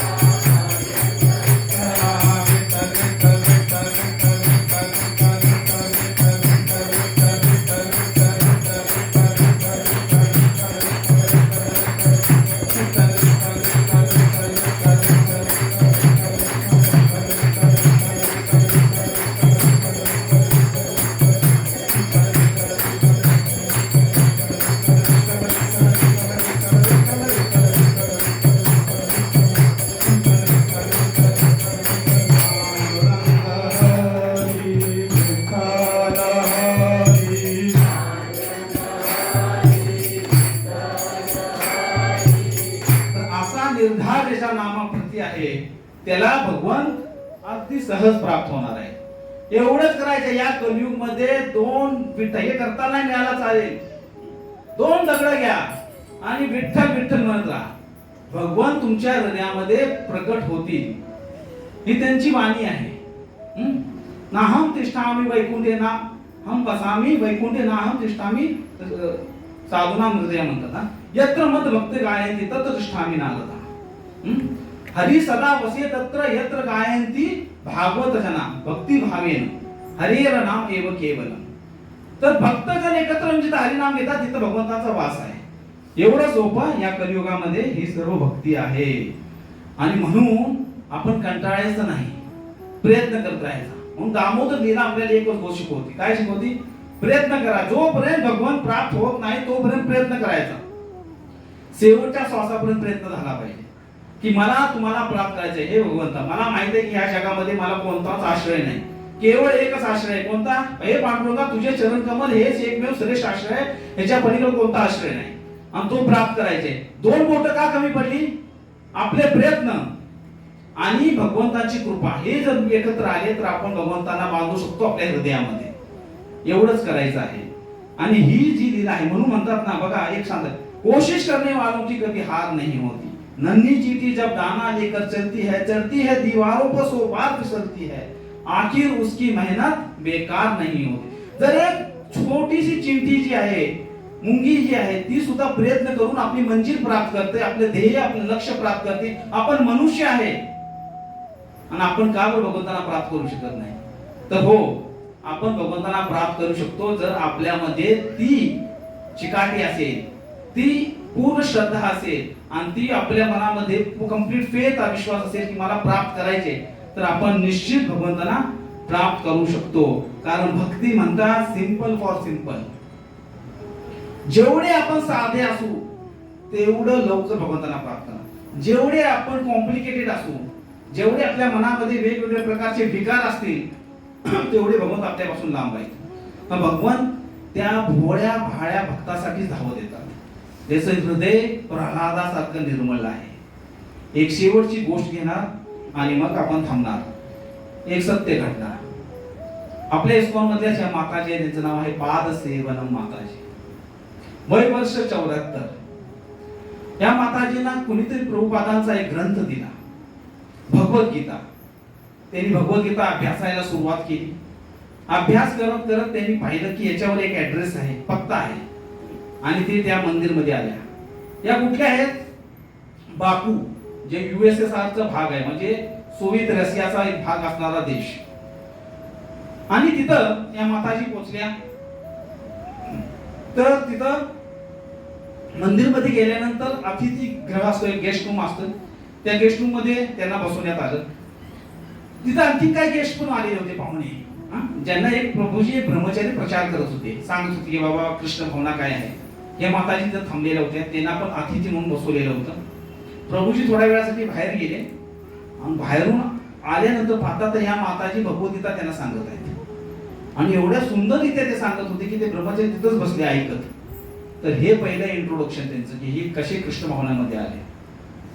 नंतर या व्यक्तीने विचार केला की माझी सर्व मुलं बाळा आता लग्न झालेली आहेत, सगळ्यांचे संसार व्यवस्थित चाललेले आहे. तर ते नियमित मंदिरमध्ये येऊ लागले. सकाळचा मंगल आरतीचा प्रोग्राम करणार, जप करणार, जे काही सेवा असेल ती सर्व सेवा करायच्या. आणि एक दिवशी ते मॅनेजमेंट कमिटीकडे आल्या. माताजी म्हणाले की माझी एक इच्छा आहे, सर्वांचा संसार व्यवस्थित चाललेला आहे, माझं हे जे घर आहे ना हे मला विकायचे आणि यातून जी लक्ष्मी मिळेल, जे धन मिळेल ती मंदिराला दान करायचे. मंदिर कमिटी म्हणजे आम्हाला विचार करायला लागेल. मग सगळ्यांनी विचार केला, म्हणले की वृद्ध व्यक्ती आहे, अनेक वर्षांपासून सेवा करत आहे. तर त्यांनी मान्य केलं, म्हणजे की माझी एक अट आहे, पण मला मंदिर जवळ एक छोटस घर बांधून द्या, घर म्हणजे एक खोली बांधून द्या. मंदिर म्हणजे ठीक आहे. तर बाकूमध्ये आपण गेलो तर आज पण त्यांची ती खोली देत आहे. घर बांधून दिल्या. या माताजी तिथं फिरायच्या, सेवा करायच्या आणि त्यांच्याबद्दल भक्तांची वेगवेगळे मत. का काही भक्त म्हणायचे की हे सहजी आहे, हिला मंदिरमध्ये काढून टाकलं पाहिजे. बघा वेगवेगळ्या प्रकारची लोकांच्या भावना असतात. का सहजी आहे? कारण त्यांच्याकडे ही भावली होती. बघा ही भावली, हे काही विग्रह नाहीत, कोणते धातूपासून बनलेले नाहीत, जसं आपण विचार करतो ना एक वर्षापासून बनले तशी भावना नाही. आणि या भावलीशी ती बोलायची माताजी, हे गोपाळ तुला काय पाहिजे बरं, खाल्लंस का नाही तू? आणि भक्त म्हणायचे की यार ही वेडी आहे का काय, नाहीतर ही सहजी आहे, उगाच ढोंग करते की मी फार मोठी भक्त आहे करण्याचा. ही डायरेक्ट भावलीशी बोलत असते.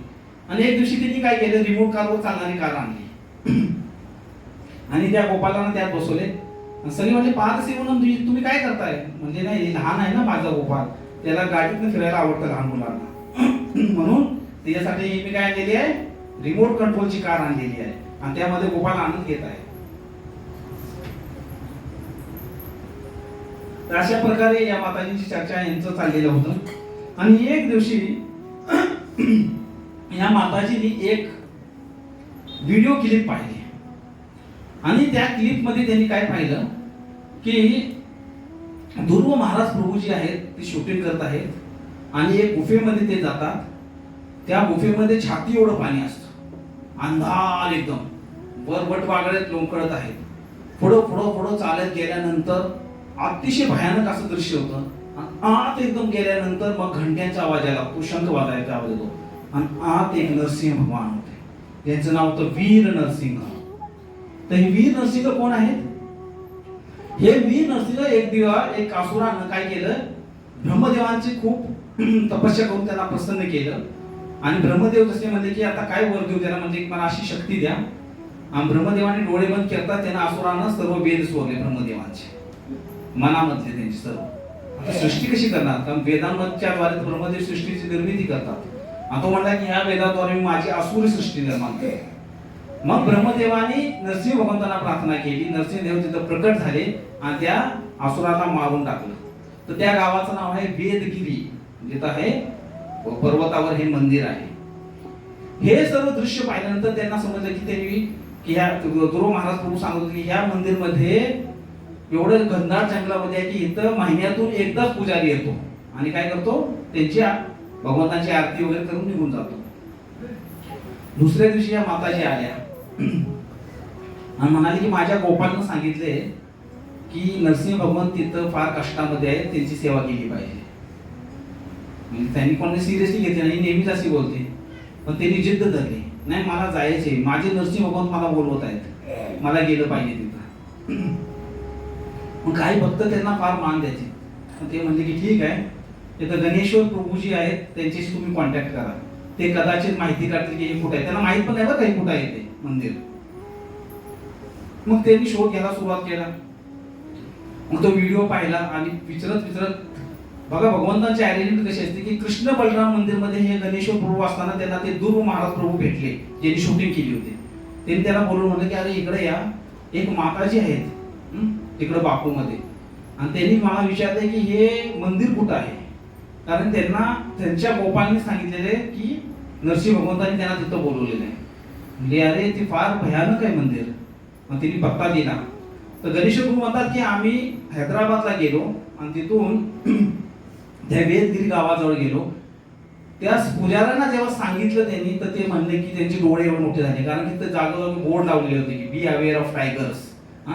कारण की तिथं वाघ होते, सिंह होते, घनदाट जंगल, मधून कोबरासारखे साप वगैरे जायचे आणि फार उंचावर असे ती मंदिर. पुजारी म्हणला मी एकदाच महिन्यातून जातो आणि तिथं पुजारी करून माघारी येतो.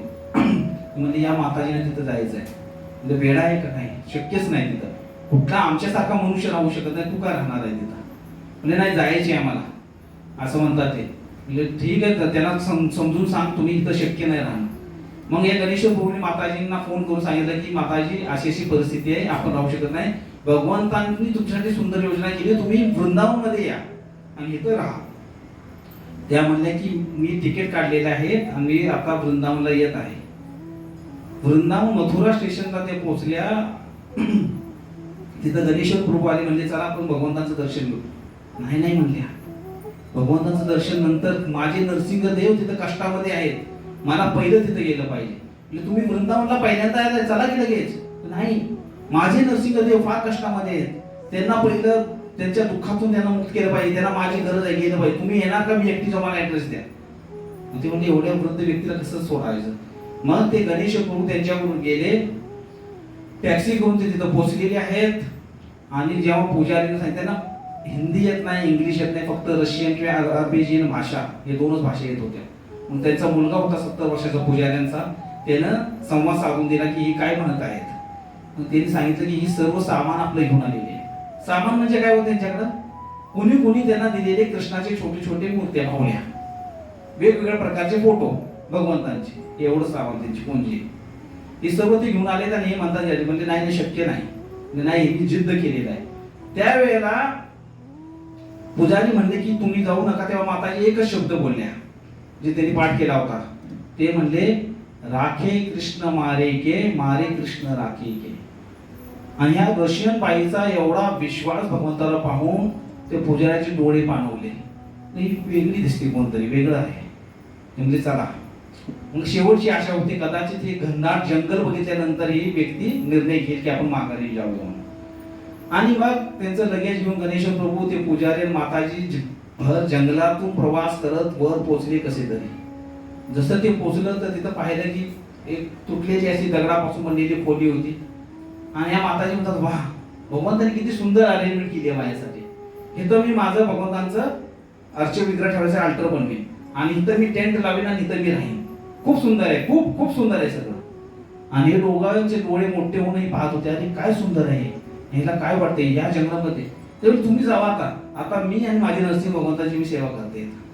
इथं पाण्याची व्यवस्था नाही, खाण्याची व्यवस्था नाही, लाईट नाही, काही कसली सुविधा नाही, तुम्ही राहणार कसं. काय नाही, कृष्ण करतील सर्व, तुम्ही काय काळजी करू नका. तर प्रभूजी म्हणतात की ज्याप्रमाणे लक्ष्मणाने सीतामयाला वनवासात सोडून एकटे आले होते, तसा भावना माझ्या हृदयामध्ये की कसं मी हिला एकटीला सोडू. एवढी वयोवृद्ध आहे, कोणतीच वस्तीची व्यवस्था नाही, परंतु त्यांचा एवढा विश्वास पाहून सगळे त्यांनी पुजारी आणि ते काही बोलता आलं नाही, ते त्यांनी तिथंच त्यांना सोडलं आणि आले निघून. आणि मग ही खाली जाऊन पाणी आणले आणि नरसिंह भगवंतांची सेवा सुरू केली या माताने. त्या आत वाढणाऱ्या खोलीत गुफेमध्ये जाऊन नरसिंह भगवंतांची सुंदररित्या सेवा चालू केली. आणि पहा, भगवंतांना आपल्या भक्ताची काळजी असते. त्याप्रमाणे बघता बघता अजून एक प्रसंग आठवतो मला. प्रभुपादांचे एक गुरु महाबंधू होते, भक्तिपुरी महाराज म्हणून. आणि जिथं गौरीदास पंडितांचे मूळ विग्रह आहेत गौरीत आहे, त्या गावाचं नाव आठवत नाही मला आता, कारण काहीतरी ठीक आहे. तर तिथं ते संन्यासी आले, काही नाही बरं का, त्यांच्या दंड हातामध्ये उपर्ण घातलेलं आहे आपलं साधू वस्त्र, तिथं राहिले. आणि त्यांनी मनामध्ये एक इच्छा केली प्रकट. काय इच्छा प्रकट केली की मला नित्यानंद त्रयोदशी साजरी करायची. लक्ष्मी नाही, कोणी त्यांना ओळखत नाही, तरी सुद्धा त्यांनी इच्छा प्रकट केली की नित्यानंद त्रयोदशी मोठी आहे. म्हणले की कसं होणार ही साजरी, तर ते म्हणले माहित नाही मला कशी होणार. मग कुणाला तरी समजलं, त्यांच्या गुरुबंधूंना, त्यांनी आपल्या एका शिष्याला त्यांच्याकडे पाठवलं. ते शिष्य आले, म्हणले की माझ्या गुरु महाराजांनी तुमच्याकडे पाठवले की तुमची इच्छा आहे का नरसिंह त्रयोदशी चांगली करायची. म्हणजे हो मला इच्छा तर आहे, पण तुला कसं कळालं. ते नाही, माझ्या गुरुंनी सांगितले मला. लोक तुमच्याकडे महाराज काही लक्ष्मी वगैरे आहे म्हणजे नाही, तुम्ही फेस्टिवल करणार, किती लोक येतील असा अंदाज आहे. म्हणजे 500 ते 1000 लोक. मग तशी व्यवस्था अन्नधान्य आहे काय, नाही. भांडी वगैरे मानवायला आहे काय, नाही. होणार कसं त्याला माहिती आहे. मी इच्छा करणार, माझी इच्छा आहे की मला फेस्टिवल करायचे. काळजी कुणाला आहे, भगवंताला आहे. असे भक्त असतात बघा. आणि ते भक्त अचंबित झाले, म्हणजे यार कसं करायचं. मग ते म्हणले की आता फिरूया आपण. आणि भक्त फिरायला लागले. तर एक व्यापारी भेटला, म्हणला की अन्नधान्य नाही पण माझ्याला भांडी आहे. त्यांनी गोडा उघडला तर मोठी मोठी भांडी मिळाली. आता भांडी मिळाली खरं, पण बाकीची व्यवस्था कशी होणार. दुसऱ्या दिवशी नित्यानंद त्रयोदशी सकाळी सर्वजण भक्त आपले हे दोघं बसलेले आहेत गालाला हात लावून. कसं बनवणार फेस्टिवल, तर सध्या काय करायचे आपल्याला. आणि पहाट होता होता एवढ्या लोकांच्या रांगा तिथं लागल्या. कोणी धान्य घेऊन आले, कोणी फळं घेऊन आले, कोणी भाज्या घेऊन आले.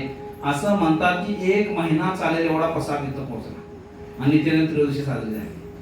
तसंच या माताजी एकट्या आहेत.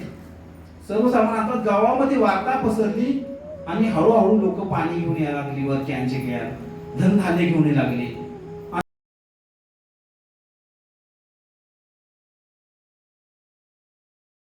साफसफाई करतो. पुजाऱ्याला जेव्हा हे कळालं तर पुजारी म्हणला, अरे ही सगळी लोक एवढी यायला लागलेत, आता महिन्यातून एकदा जाऊन चालणार नाही, मला रोज गेलं पाहिजे. आणि नरसिंह भगवंताची सेवा रोज चालू आहे. ह्या माताजींचा एवढा प्रेम आहे स्वभाव की ते प्रचार करायचा.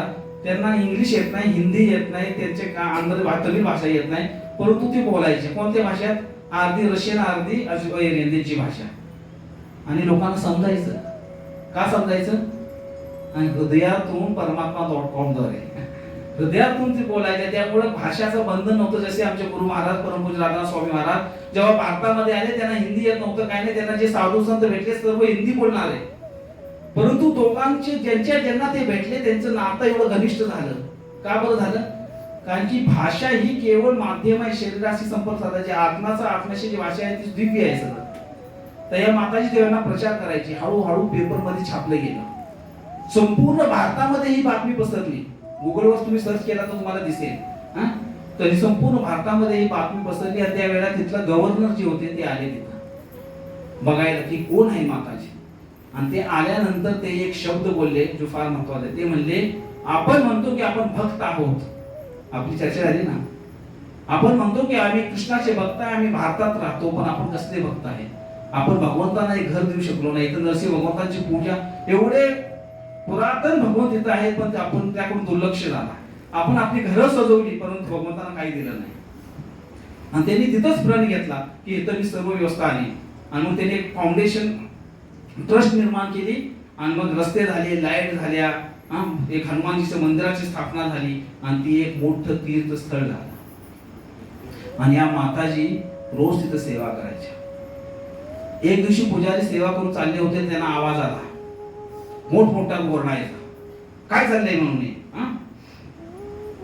तिथले नरसिंह भगवंत आहेत, तिथला ते फोटो आहे. काय चाललेलं आहे असं ते बोलत होत्या. आणि ह्या माताजी त्यांची सेवा करा. ते म्हणले की पुजाऱ्यांना वाटलं कुठलं तर माकड वगैरे आले असेल.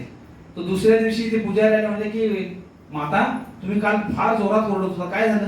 म्हणजे काय नाही, ते नरसिंह भगवान खात नव्हते, मी त्यांना भोग लावला होता, पडत होते इकडे तिकडे म्हणून त्यांना मी ओरडत होते, गप बसायचं तर खायचं. तर एवढं घनिष्ठ नातं यांचं झालेलं होतं. एकदा गणेश गुरुजींनी विचारलं तुम्ही एवढे जंगलात राहतात, तुम्हाला काही त्रास वगैरे? म्हणजे काय नाही, किरकोळ.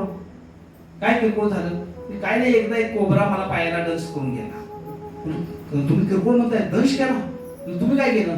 मी काय नाही केलं, मी नरसिंहकडे गेले, म्हणजे हे भगवंता मला तुमची सेवा करायची इच्छा आहे, या कोबरानं मला आता दंश केलेला आहे, तुमची इच्छा असेल तर मला घेऊन चला, नसेल तर सेवा करायची आणखी संधी द्या, तुम्ही सांगा मी काय करू. मग भगवान म्हणले काय करा, चरणामृत घे आणि ती जखम धुवून टाक, बरी होईल. तसं केलं, मी बरी झाले. एवढं निर्मळ भोळं साधं हृदय या माताजींचं. आज तर मोठं तीर्थस्थान आहे आणि त्यांचं या जगातून जाणं पण फार सुंदर आहे. असं म्हणतात की भक्त याचे तेव्हा त्या गव्हर्नमेंटने त्यांच्यासाठी एक खोली पण बांधली होती. नरसिंह भगवंताचं दर्शन घेण्यापूर्वी त्या माताजींचं दर्शन घ्यायला जायचे सगळे पायावर. तर नेहमीप्रमाणे त्या दिवशी एकादशी होती, नेहमीप्रमाणे सर्व भक्त आले तिथं आणि माताजी दर्शन घ्यायला गेले. तर माताजींनी नेहमी भोग लावताना ते जी भावली होती ना त्यांची, त्याला खुर्चीवर ठेवायची आणि भोग दाखवायची आणि त्यांच्या समोर बसून ती जप करायची. तर ही भावली असा त्यांना भोग दाखवला जायचा सुंदररित्या. हेच त्यांचे भगवान, त्यांच्याशीच ते बोलायचे. तर त्या दिवशी त्या माताजी आल्या, लोकांनी त्यांना उठवण्याचा प्रयत्न केला. तर त्यांनी पाहिलं की श्रीकृष्णांच्या, त्यांचं नाव आहे पाद सेवन माताजी, ते भगवान श्रीकृष्णांच्या चरण कमलावरती आपलं डोकं ठेवून, त्यांच्या बगलमध्ये बघा भगवद्गीता आहे, भगवद्गीताला आपल्या काखेमध्ये ठेवून तिथंच त्यांनी आपले प्राण सोडले होते, शरीर त्यागले होते. आणि अशा प्रकारे दिव्यरित्या या माताजी गेल्या या जगातून. तर मला सांगा, एक रशियन व्यक्ती, वयाचं बंधन आहे का, भाषाचं बंधन आहे, भक्तीसाठी कशाचंही बंधन नाही, लागतं एक केवळ प्रेमळ हृदय, ज्याच्यामध्ये अपार मात्रामध्ये कृष्णावर प्रेम करण्याची क्षमता असली पाहिजे, त्यांच्यावर शरणागत होण्याची शक्ती असली पाहिजे. तर मग आपण भगवंतांना सहज प्राप्त करू शकतो. नरसिंह भगवान खरोखर उग्र आहेत, ते येतात, दुष्टांचा संहार पण करतात, परंतु त्याच्यापेक्षाही त्यांचं जे रूप आहे भक्त वत्सल. एक लक्षात ठेवा, ज्या वेळेला हिरण्यकशिपूचा भगवंतांनी वध केला, त्यांनी आपली नख अशी गाडली, फार सुंदर श्लोक आहे भागवतामध्ये. त्यावेळेला म्हणतात की त्यांचं जे रूप होतं एवढं भयंकर होतं की नख असे गाडले तसे रक्ताचे फवारे उडाले, असे ते फवारे उडून भगवंतांच्या तोंडावरती आलेले आहेत, केशावरती आलेले आहेत आणि त्यांचं रूप आणखी दिव्य झालेलं आहे.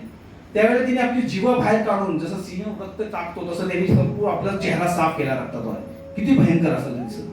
म्हणतात त्यांचं जे उत्तरीय होतं ते सुद्धा रागवलेलं होतं आणि सर्व चिंतामणी आहे, त्यांचं मुकुट रागवलेलं होतं, त्यांचे कानातले कुंडल रागवलेले आहेत, त्यांच्या गळ्यातले हार रागवलेले आहेत, सर्वजण भयभीत आहेत. आणि नख नाही, नखाच्या टोकाद्वारे त्यांनी फाडले ना हिरण्यकशिपूला. आणि ज्या वेळेला प्रल्हाद आले त्यावेळेला त्यांनी प्रल्हादाला आपल्या जवळ घेतलं आणि भगवंतांनी पाहिलं तर हे जे एवढं महाभयंकर रूप होतं, या रूपाच्या डोळ्यातून पाणी वाहू लागलं. हे प्रल्हाद, हे पुत्र, मी खूप वेळ गेला, तू किती कष्ट घेतलं माझ्यासाठी. आणि प्रल्हादाला जवळ घेऊन असे तपासतात, जशी आई आपल्या मुलाला घेऊन बघते ना काय झालंय का बाळाला, की बाळा तुला कुठं लागलं तर नाही ना. आणि घळाघळा रडत आहेत नरसिंहदेव. तपसत असताना त्यांच्या लक्षात येतं की माझी नख तीक्ष्ण आहेत, हे प्रल्हाद तुला लागेल, नख लागतील. म्हणून त्यांनी आपले हात बाजूला केले आणि आपल्या जिभेद्वारे प्रल्हादाला चाटायला सुरुवात केली, जशी गाय आपल्या वासुरीला चाटते. आणि त्या दिवशी त्यांचं नाव काय पडलं, भक्त वत्सल नरसिंहदेव भगवान पडले. म्हणून भगवंताला भक्त वत्सल, वस्त्राप्रमाणे, गायच्या वस्त्राप्रमाणे जे आपल्या भक्तांवर प्रेम करतात. तर हे आहेत नरसिंहदेव भगवान.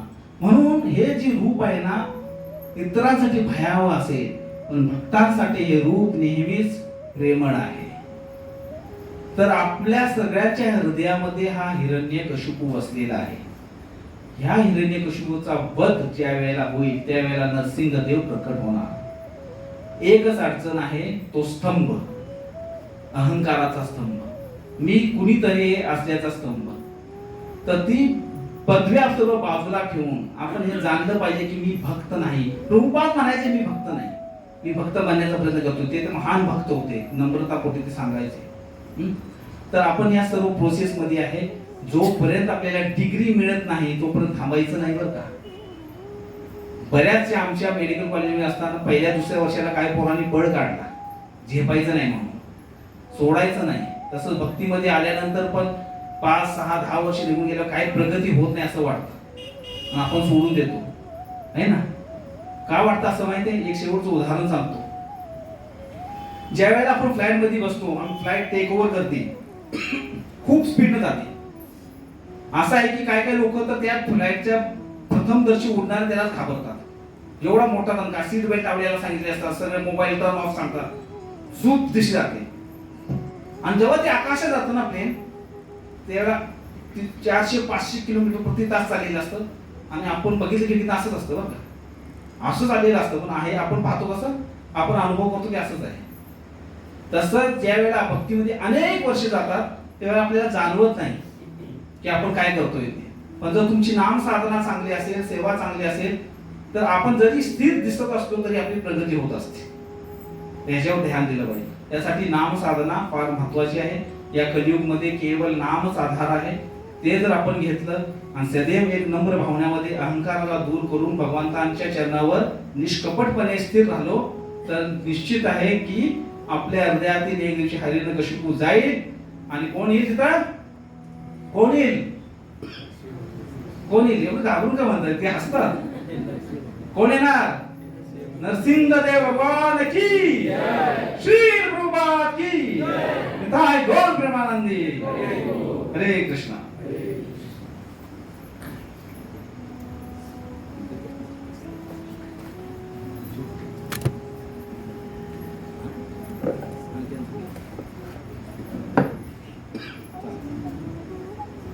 उशीर झालेला आहे फार, तर आपण प्रश्नोत्तर घेत नाही नेहमीप्रमाणे. हरे कृष्णा. तर भगवान नरसिंह भगवंतांना सर्व विघ्नविनाशक का म्हणतात त्याविषयी अतिशय सुंदर प्रवचन दिलं प्रभूंनी. प्रॅक्टिकली बऱ्याच लोकांना असे अनुभव आहेत की भगवंत कसे दयाळू आहेत आणि कसे धावून येतात. आम्ही जेव्हा साऊथ यात्रेला गेलो होतो महाराजांच्या बरोबर, आमच्या गुरु महाराजांच्या बरोबर, 50-60 लक्झरी होते आमच्यावर, 50 ते 60 लक्झरी. आणि तामिळनाडूच्या बाउंड्रीवर आम्हाला अडवलं. एक आरटीओ मोठा भाला लट्टा आरटीओ होता. आणि थांबा मारला गाड्या सगळ्या, कागदपत्र कुठं दाखवा आम्हाला तुम्ही, एकदम टाकून नास्तिक होता, पूर्ण नास्तिक. आणि गौरांग प्रभू आमच्यावर होते. पण झालं काय, कागदपत्र सगळी शेवटच्या लक्झरीमध्ये होती. तर मला आत्ताच्या आता दाखवा आम्हाला कुठे कागदपत्र आहेत ते. सगळ्या गाड्या मी आतमध्ये लावून टाकली, सगळ्या फाईन करीन सगळ्यांना. फार मोठ्यानं उडत होता. आमचं तर स्पॉट जवळ होतं तिथं प्रसादी विभाग. जर पोचलो आम्ही 4-5 लक्झरी. मग गौरांग प्रभू पुनवल्या काय बघताना की प्रसाद घेऊन ये म्हणून. मग खीर होती, खीरवर गरम गरम तूप टाकलं होतं. म्हणजे आमची मागची गाडी असतो म्हणून पहिला प्रसाद घ्या म्हटली. तिने प्रसाद घेतला, गरम गरम खीर घेतली पहिल्यांदा. म्हणजे आणखीन थोडीशी मिळेल का? मिळेल की. 1-2 झाला, 2 झाले, 3 झाले, 4 झाले, 5 करून पिलं माणूस खीर, गरम गरम खीर. काय झालं म्हणून ते रागात पाय आपलं गेला गाडीकडे, त्याच्या गाडीकडे गेला. आम्हाला वाटतं काय करतात काय माहिती, दार उघडलं, त्यांनी 3 कपाचा डबा काढला बाहेर आणि बद आला घरी. हा डबा घ्या, काय करायचं म्हणते, हा भरून मला द्या म्हणते, आमच्या घरच्याला घेऊन जातो म्हणते मी. तो मी भरून दिला. पुन्हा जाताना म्हटला प्रभूजी म्हणजे थांबा, आमची गाडी थांबतात, कागदपत्र देतो.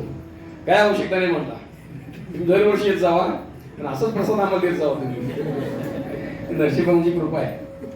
प्रभूंचे आपण आभार मानूयात. आपल्या नेहमीच्या वैष्णव पद्धतीने जोरात 3 वेळा हरी बोल.